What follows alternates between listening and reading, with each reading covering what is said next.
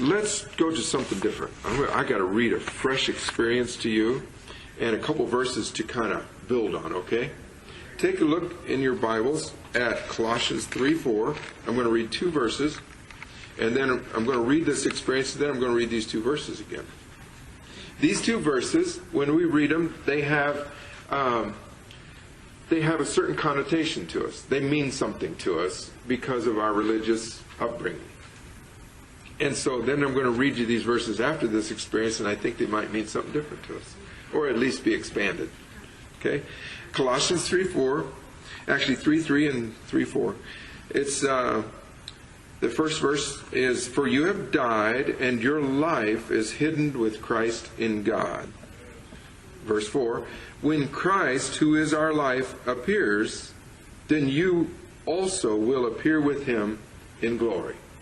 Now, we've prayed that prayer here a number of times, so that's very familiar territory. But I just want you to take a look at, our life is hidden with Christ in God. That's a little key phrase I'm going to come back to in just a minute.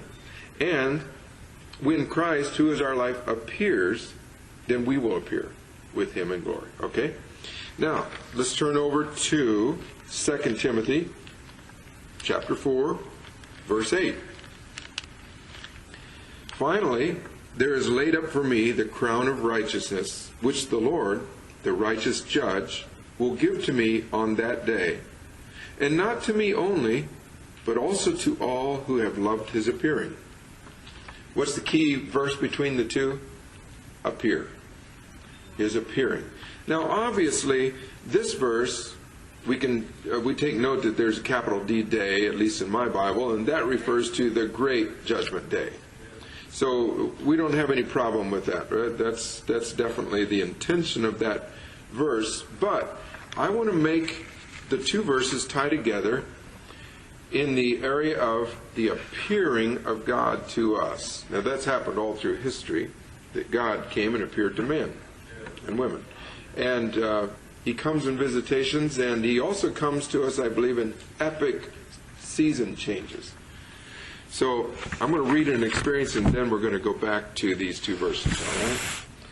This is a letter, 2-page letter, from good friends of ours in Washington, D.C. area. They're Asians, mostly Koreans. And we've been going out there, Bob Hartley and I, for about 4, 5, 6 years, something like that. And some of them have come to prayer meetings with us. A guy named Pastor Q, some of you know him. And about a month ago, God showed up in a wonderful way in their church. And every week since then, in various meetings, they just had some phenomenal things happen. Not last weekend, but the weekend before, he sent me this email.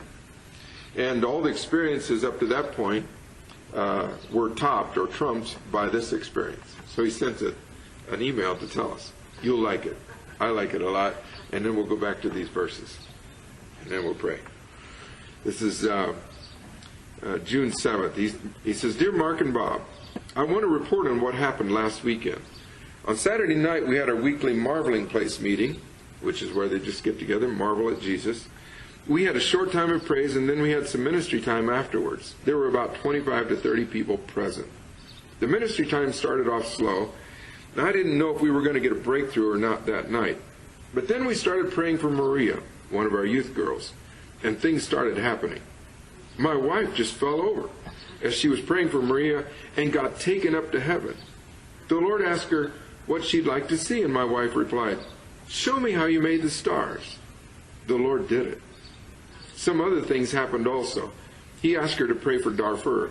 She is in the government there in D.C. and involved with Darfur. And so, anyway, as we started to pray for others, they too started to manifest.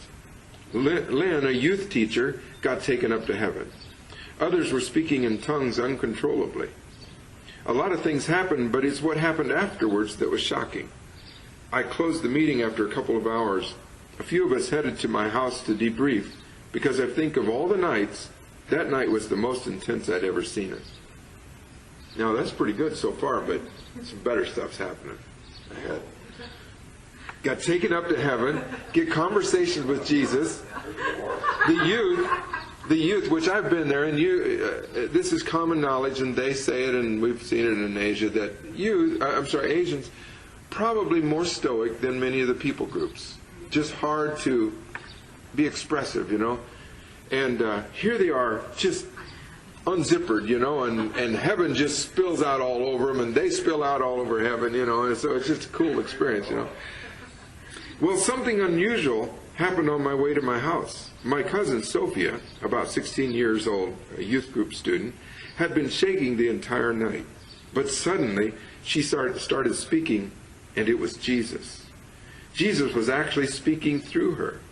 I've never heard this happening. Others have gone up to heaven and told us what Jesus told them, but this is the first time that Jesus himself was speaking to us through this little girl. Everyone stayed at my house from 11 p.m. till 3 a.m. It was the most beautiful time. By the way, it ended up but there being about 12 of us. I've never met someone more gentle and more kind in my whole life. Everything changed that evening. Here's a key phrase. He told us he'd answer almost any question we had. We ask about everything. Oh, before I forget, we ask about you two, what the Lord felt about you guys. For Bob, Jesus said, you were a great, great, great man. We asked him if you were going to be here in the D.C. area long term, and he said he was raising up new leaders in this area, but Bob would stay and help for the time being. And for Mark, the Lord said you were one of the most beautiful men on the earth. He said, I'm going to heal Mark because I love him so much. Come on. Come on. Come on. Come on. Woo.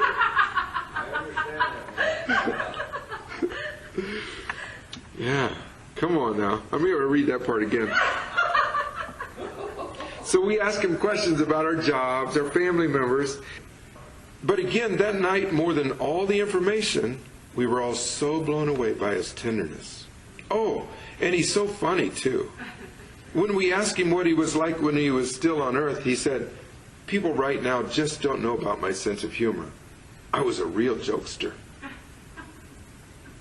Isn't that cool? And you say, what? But doesn't Psalm say that he was anointed with joy above all of his fellows? Hello? Why don't we see that part about him? Nobody portrays him like that. Very few. My life has been transformed by that night. Another key phrase. Suddenly, temptations aren't as tempting anymore. I don't want to hurt his heart. Cool? There's a lot more to share about that night, but some more things happened the next day when Jesus said goodbye early Sunday morning. We asked him if he would come to Sunday worship. He said he would if we want him to be there. Be hungry. He said, always be hungry and I'll be there. Sunday was crazy. I remember specifically the offering song when Bo and Elliot were singing. It felt like the heaven was breaking open. And when Alex prayed, after the praise portion, Jesus, through Sophia, started cheering him on. It was amazing. But then when worship was over, we called people up for ministry, so many people got touched. One girl got delivered. It looked like an exorcism. Others fell over. Many received tongues. Basically, the Lord just exploded in the room. Well, this past Wednesday, we had almost 40 people show up to their prayer meeting. Usually there's 4 or 5 of us in this particular prayer meeting. Hello. People are really hungry. A lot of people are scared, but a lot of people want more.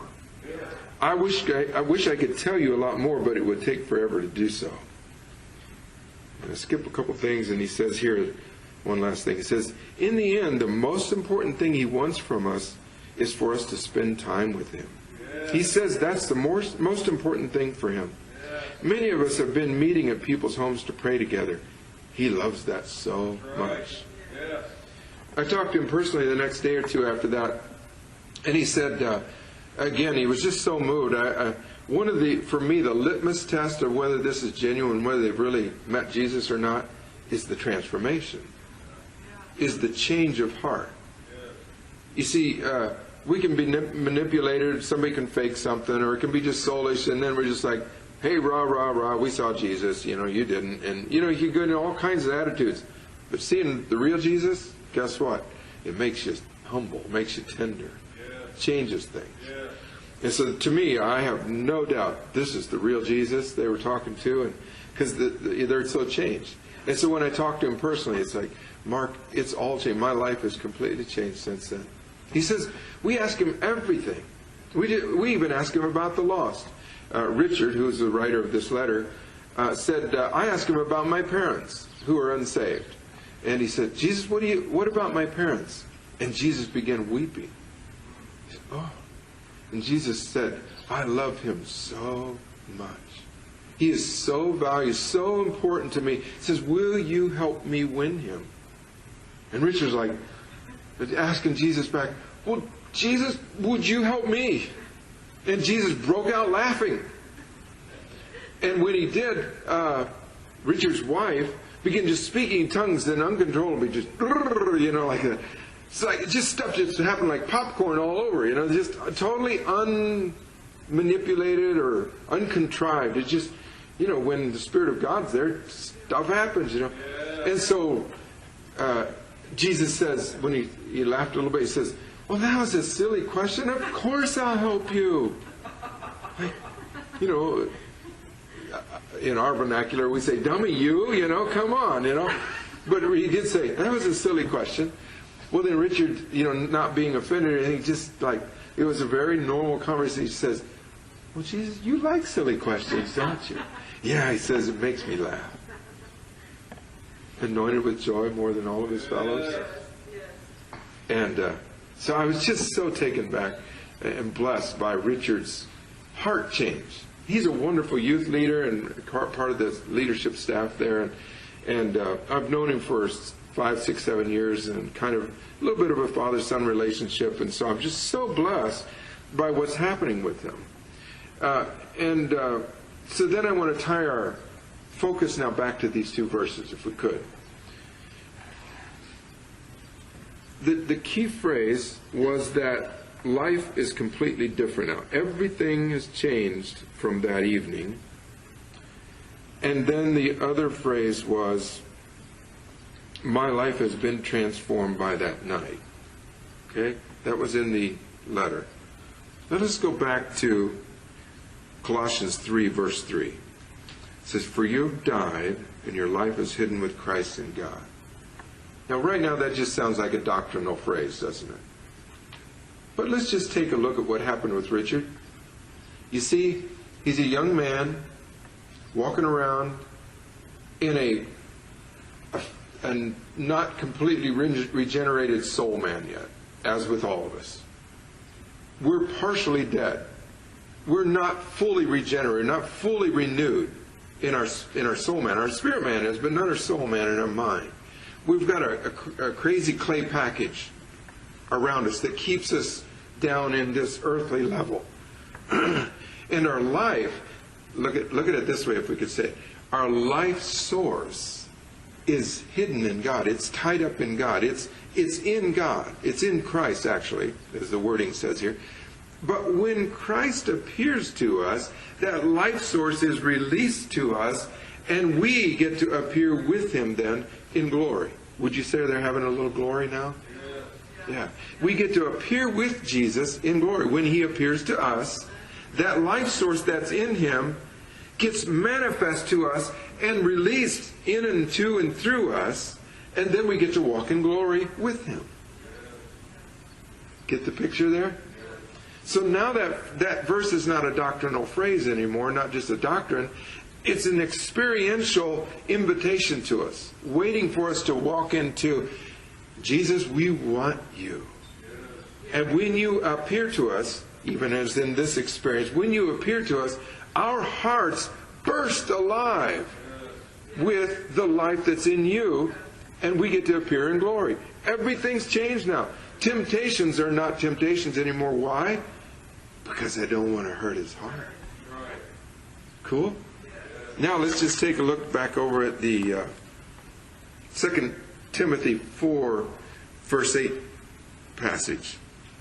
And let's just go to, we'll just read the two phrases that I want to capitalize on.